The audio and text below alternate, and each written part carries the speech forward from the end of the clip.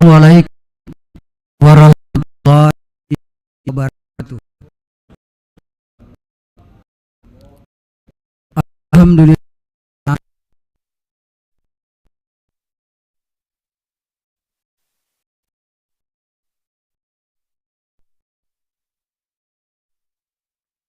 huda al-furuq.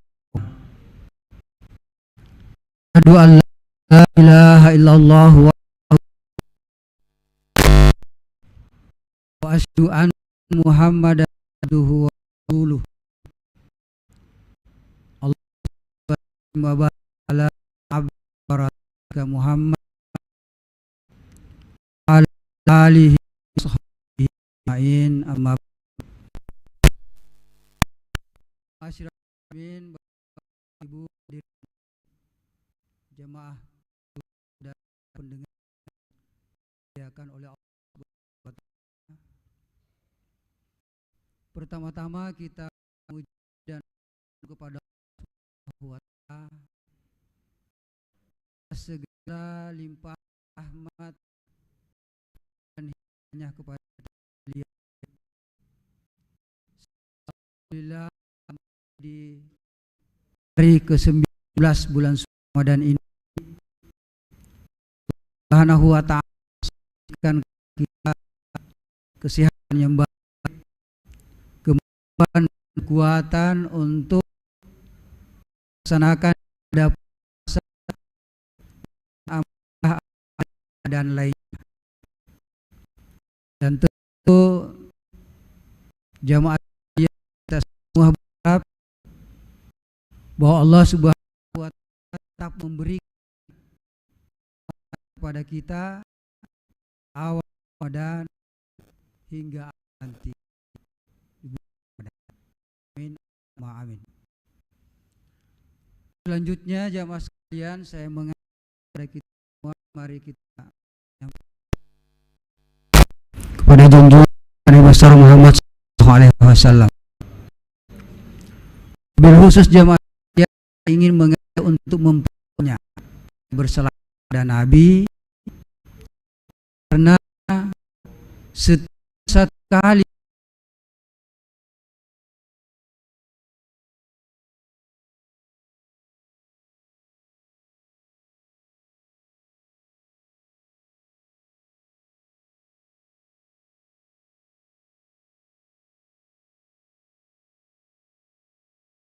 orang-orang yang syafaatnya Muhammad sallallahu alaihi wasallam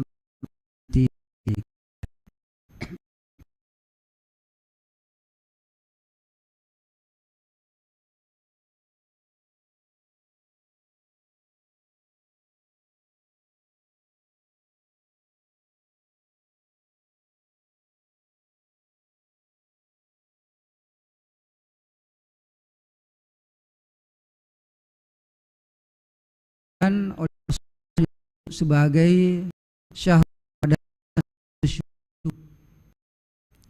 bulan Ramadan ini, penghulunya segala bulan, pemimpinnya segala bulan. Karena bulan Ramadan memiliki banyak keutamaan, memiliki banyak kemuliaan, tidak ada pada bulan lain, hanya pada bulan Ramadan. Allah Subhanahu wa ta'ala berfirman, ya allazina kutiba kama kutiba alal ladzina min qablikum la'allakum tattaqun, bahwa di bulan Ramadan ini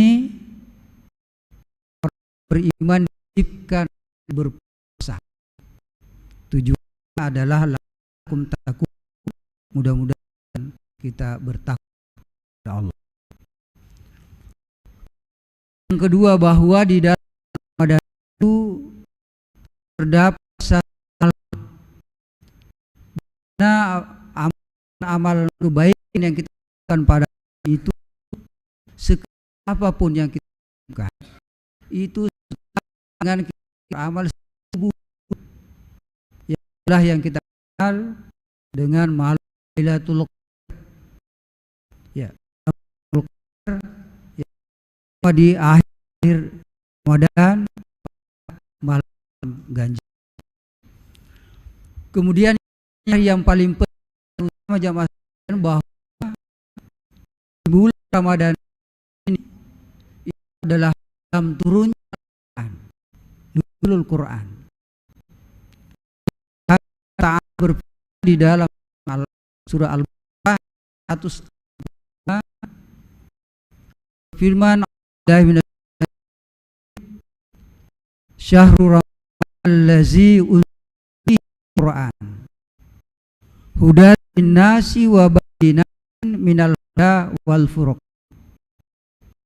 Kata Allah, bulan Ramadan dalamnya diturunkan Al-Quran hudan sebagai petunjuk bagi manusia. Jadi jamaah sekalian, Quran itu petunjuk semua manusia, bukan hanya untuk orang Islam, untuk orang iman saja. Hanya sekalian karena orang non Muslim, ya, orang Islam tidak menjadi Al-Quran sebagai hudan, sebagai petunjuk, sehingga seakan bahwa Al-Quran itu untuk orang Islam saja, hanya untuk iman saja. Tetapi sesungguhnya Allah menurunkan Al-Quran itu hudan sebagai petunjuk semua manusia. Di jamaah sekalian yang coba secara yang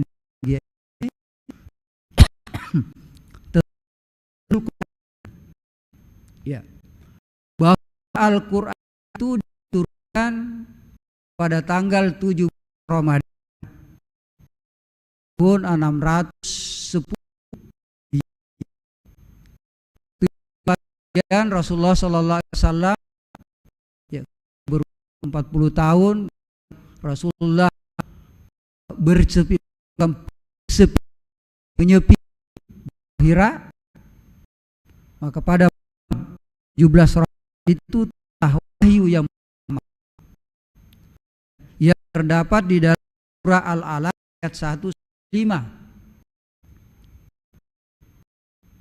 Jadi Allah Subhanahu wa taala di dalam 1-5 surah itu berfirman, "Birabbikal ladzi khalaqal insana 'alaq, Iqra wa rabbuka allazi 'allamal insana ya'lam." Jadi turun itu perintah membaca, bukan perintah untuk salat, perintah, tetapi perintah untuk membaca. Perintah untuk membaca itu orang yang buta huruf, ya huruf. Jika Allah, ketika malaikat Jibril sampai wahyu itu kepada Nabi Muhammad, apa yang saya bicara, yang saya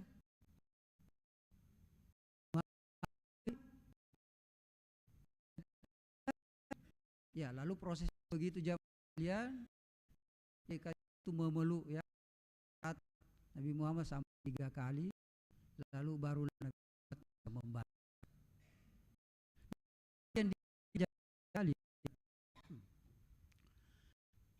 Yang ayat ada secara garis besar jamaah sekalian ada 2 ayat. Pertama ayat, namanya ayat kauliyah. Ayat kauliyah Al-Quran. Yang adalah ayat kauliyah, adalah alam semesta, tanda-tanda alam istilah kita. Jadi kalian kalau mau di dunia, maka kita harus mampu membaca 2 ayat ini, ayat kuliah dan ayat ini.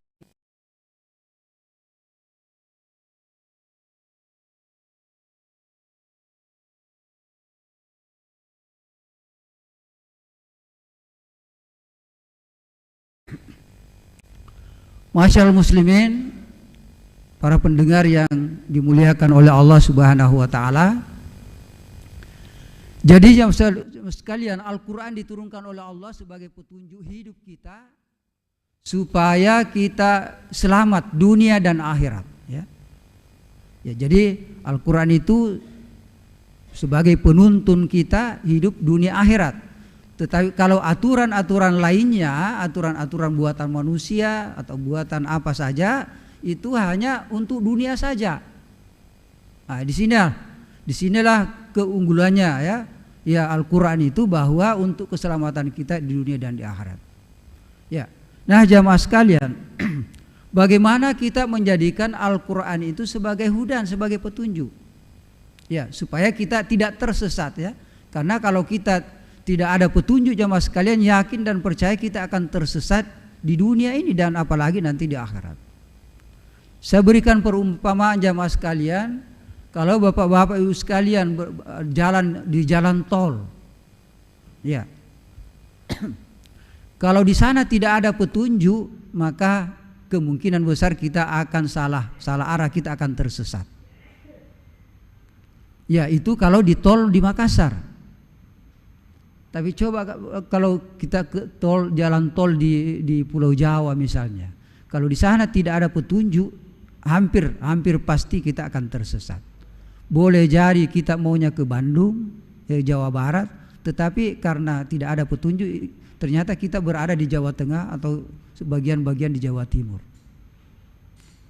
Itu masih dunia, belum terlalu kompleks jamaah sekalian. Ya. Demikian juga jamaah sekalian, kalau misalnya kita pergi berobat ke dokter, biasanya kita diberikan resep, ya. Resep itu adalah petunjuk penggunaan obat.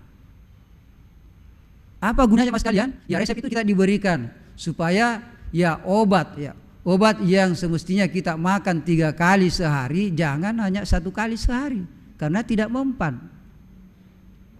Ataukah sebaliknya, ya, yang semestinya obatnya itu 1 kali sehari, kita makan 3 kali sehari, ya apa jadinya? Ya, kita akan keracunan, bukannya menyembuhkan tapi tambah sakit, tambah menimbulkan penyakit baru karena overdosis. Nah, Al-Quran juga seperti itu jamaah sekalian, kehidupan kita ini sangat kompleks.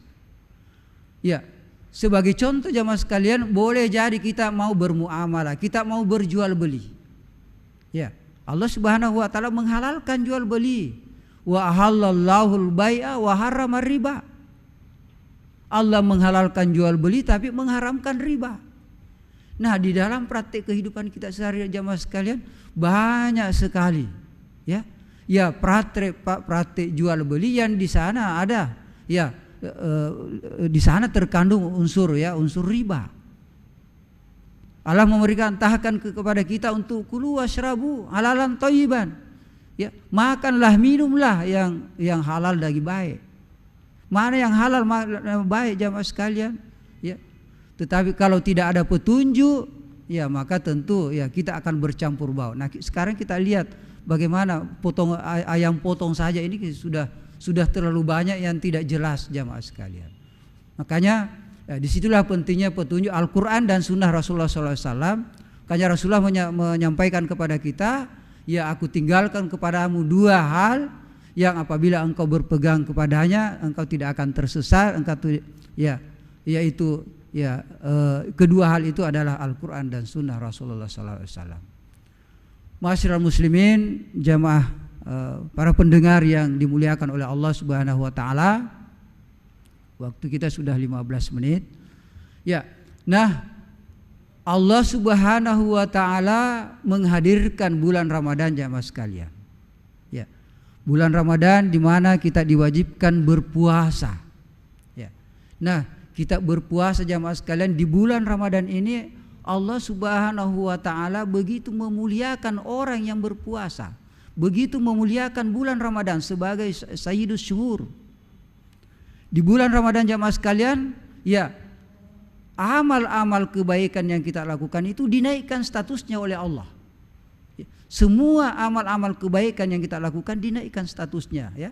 mulai dari bau mulutnya orang berpuasa itu lebih mulia di sisi Allah daripada minyak kasturi. Tidurnya orang berpuasa itu menjadi ibadah. Ya, di luar Ramadan tidak ada seperti itu. Ya, amalan-amalan sunnah di bulan Ramadan itu setara dengan amalan wajib di luar bulan Ramadan. Amalan wajib di dalam Ramadan itu dilipat gandakan di dalam bulan Ramadan jamaah sekalian. Sedekah, amal sedekah yang kita lakukan jamaah sekalian di bulan Ramadan Rp1, kalau kita sedekahkan di jalan Allah akan dibalas oleh Allah menjadi 700. Nah, kalau misalnya di celengan celengan kita setiap hari kita masukkan Rp1.000 sampai 30 hari nanti berarti 30.000 yang kita masukkan di celengan. Itu berarti tabungan akhirat kita di sisi Allah itu sudah 21 juta jamaah sekalian. Begitu Allah Subhanahu wa taala menghargai, memberikan kemuliaan di bulan Ramadan dan sangat menghormati, menghargai orang-orang yang berpuasa jamaah sekalian. Ma'asyiral muslimin, jamaah zuhur yang dimuliakan Allah Subhanahu wa taala, ya karena waktu jamaah sekalian, tentunya kita berharap di bulan Ramadan ini di sisa sepertiga Ramadan yang kita akan lewati jamaah sekalian, kita berharap mudah-mudahan Allah Subhanahu wa taala senantiasa mencurahkan kepada kita keberkahan, memberikan perlindungan kepada kita, dan insya Allah mudah-mudahan kita dapat lebih meyakinkan diri kita untuk lebih mendalami, lebih memahami Al-Quran sebagai kitab suci, sebagai pedoman hidup kita jamaah sekalian. Mudah-mudahan lebih dan kurangnya mohon dimaafkan. Hadanallahu wa iyyakum ajmain. Wassalamualaikum warahmatullahi wabarakatuh. Waalaikumsalam warahmatullahi wabarakatuh. Seperti biasa hadirin jamaah, kita interaktif dengan materi ceramah yang telah disampaikan oleh narasumber kita. Kiranya ada yang bertanya. Terima kasih. Assalamualaikum warahmatullahi wabarakatuh. Pertama-tama saya mengucapkan terima kasih atas pencerahannya. Saya membaca dalam surat Al-Imran tentang ahli kitab.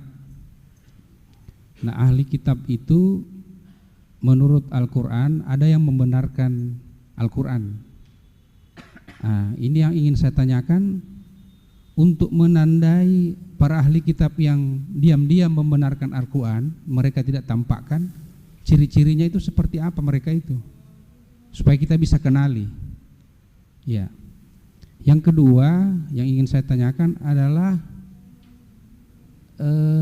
orang yang mendapatkan tanda-tanda Lailatul Qadar itu cirinya seperti apa?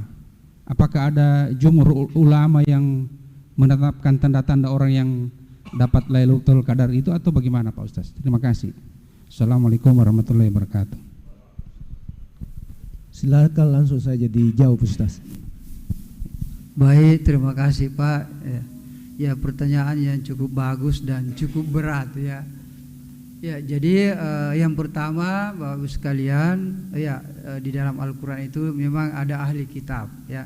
Jadi sebelum Islam datang kan memang itu ahli kitab ya, umatnya Nabi Musa, Nabi Daud, Nabi Isa itu adalah ahli kitab ya. Dan diakui, Islam mengakui ahli kitab itu ya. Karena ya itu ahli kitab itu dia punya kitab yang diturunkan, wahyu yang diturunkan oleh Allah Subhanahu wa taala sama dengan Al-Qur'an. Hanya masanya ya. Ahli kitab itu wahyu Allah Subhanahu wa taala diturunkan kepada Nabi Daud, Nabi Musa, Nabi Isa, itu masanya pada masanya. Nah, Allah Subhanahu wa taala lalu mengutus Nabi Muhammad sebagai nabi terakhir. Sebagai nabi terakhir diberikanlah Al-Quran sebagai kitab sucinya sama dengan tadi itu ya, sehingga ya kalau para ahli kitab itu dia yakin kepada kitab sucinya, maka dia akan yakin percaya kepada Al-Quran. Karena di dalam kitab suci, kalau yang aslinya ya di dalam kitab suci Injil ya, itu semua ada diterangkan bahwa akan datang yang namanya Ahmad, Nabi Muhammad. Hanya mereka tidak mau mengakui ya. Itu tadi dikatakan bahwa ya Al-Quran itu diturunkan oleh Allah sebagai hudal linnas, petunjuk bagi semua manusia, bukannya orang Islam. Tetapi sepertinya hanya orang Islam saja, karena hanya orang Islam yang mau menggunakan ya. Ahli-ahli kitab tidak mau mengakui. Ya, bahkan kalau kita lihat ya umatnya Nabi Musa mengatakan Nabi Musa sebagai anak Allah, umatnya Nabi Isa mengatakan Isa anak Allah, ya. Itu karena mereka mengingkari kitabnya, kitab sucinya, atau karena sudah mengalami perubahan. Ya. Jadi bahkan kalau kita ya dalam soal makan ahli kitab itu kita boleh makan. Ya. Hanya memang kita perlu berhati-hati karena ya yang namanya ahli kitab itu ya memang ada dua tadi itu ya. Jadi ahli kitab itu ada yang memang ahli kitab yang tetap mempertahankan mendekatkan diri kepada Tuhannya. Ya. Tetapi yang umumnya kebanyakan itu sudah terpengaruh dengan kitab-kitab suci yang sudah berubah, sehingga tidak murni lagi ya. Makanya ya baik dalam soal makanan ahli kitab, dalam soal perkawinan itu kita berhati-hati karena mereka lagi dari sudut pandang Islam itu kan ya, karena mereka mengakui nabi kita anggap sebagai nabi itu sebagai anak Allah, berarti itu kan sudah musyrik. Islam melarang makannya orang musyrik. Islam melarang ya nikah dengan nikah orang musyrik. Ya, tetapi ahli kitab boleh.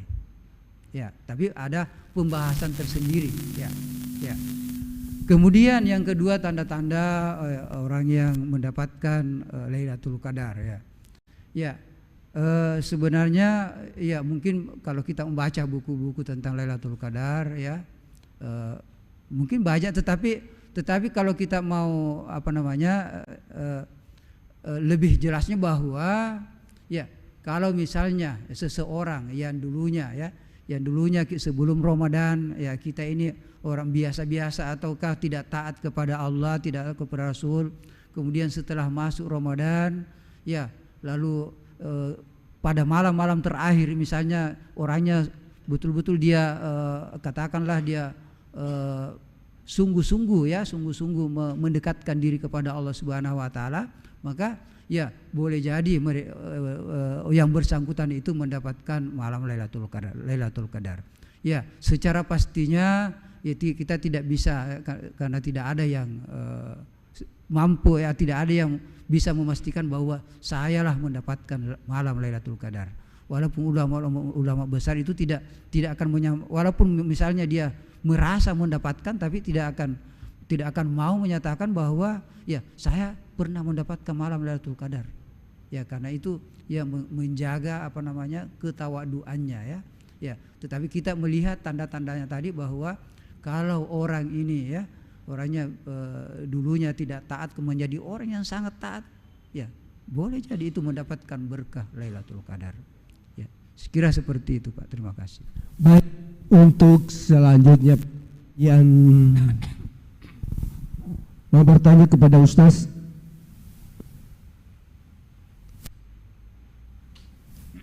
Siapa lagi yang ingin bertanya tentang nuzul Quran?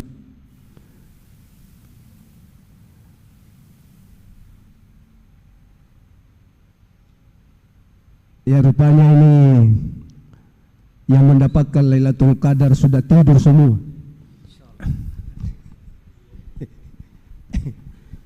Jadi saya mohon maaf hadirin ya, untuk lebih hikmahnya dan nikmatnya acara ini, kiranya bisa saja bersandar di tembok masjid. Jangan kita tidur dulu. Apalagi kalau kita mau bertanya, ini pahalanya luar biasa, hadirin. Ini kesempatan yang sangat mulia, bagus untuk kita bertanya kepada narasumber. Mungkin di balik tirai dari ibu-ibu ada yang ingin bertanya? Saya tambahkan saya. Ya, saya kira Ustaz Saya tambahkan sedikit saja. cukup sekian, kita tutup dengan doa. Ya.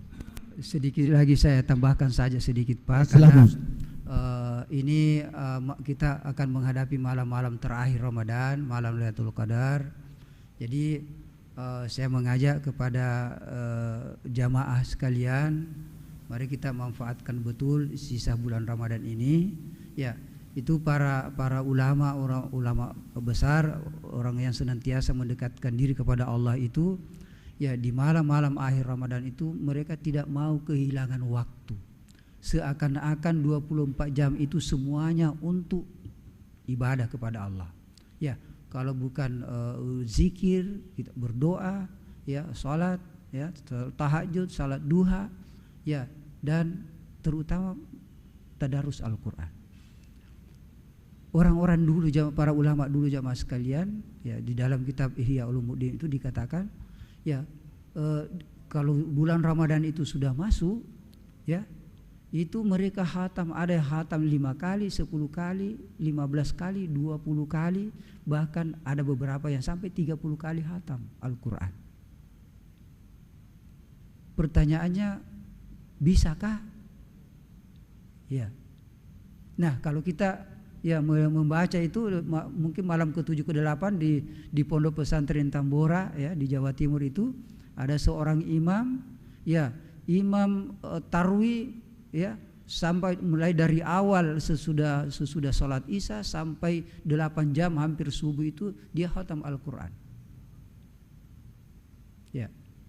Dan ketika saya di waktu pendidikan di Surabaya jamaah sekalian, ya, kami punya jamaah khatmul Quran, ya. Jadi setiap bulan kami bergilir, ya, bersama dengan para penghafal Al-Quran, ya, sampai 3 sampai 5 6 penghafal Quran itu, ya, bergilir dari rumah ke rumah setiap bulan. Itu kita mulai membaca surah Al-Fatihah sekitar jam 6 atau setengah 7 pagi, ya, mulai membaca surah Al-Fatihah. Nanti pas masuk sholat asar itu sudah hatam. Jadi kurang lebih 7-8 jam itu sudah hatam Al-Quran. Jadi kalau orang mau sungguh-sungguh, artinya menggunakan waktunya betul, ya, 1 kali 1 hari itu bisa hatam. Ya. Itu jamaah sekalian, ya.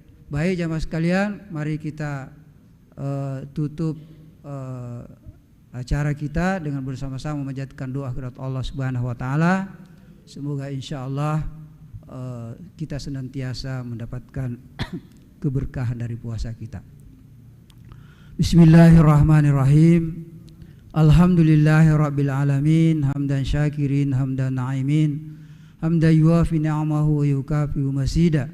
Ya Rabbana walakal hamd kama yanbaghi li jalali wajhikal karim wa azimi sultanik. Allahumma salli wa sallim wa barik ala sayyidina Muhammad wa ala ali sayyidina Muhammad salatan tunjina biha min jamil akhwali wal afat wa taqdi lana biha jami'al hajat wa tutahhiruna biha min jami'is sayyiat wa tarfa'una biha 'indaka 'ala darajat wa tuballighuna biha aqsal ghayat min jami'il kharati fil hayati wa ba'dal mamat. Allahumma arinal haqqa haqqa warzuqna ittiba'ah wa arinal batila batila warzuqna ijtinabah. Allahumma a'inna ala zikrika wa syukrika wa husni ibadatik. Allahumma rabbana zalamna anfusana wa illam taghfir lana wa tarhamna lanakunanna minal khasirin.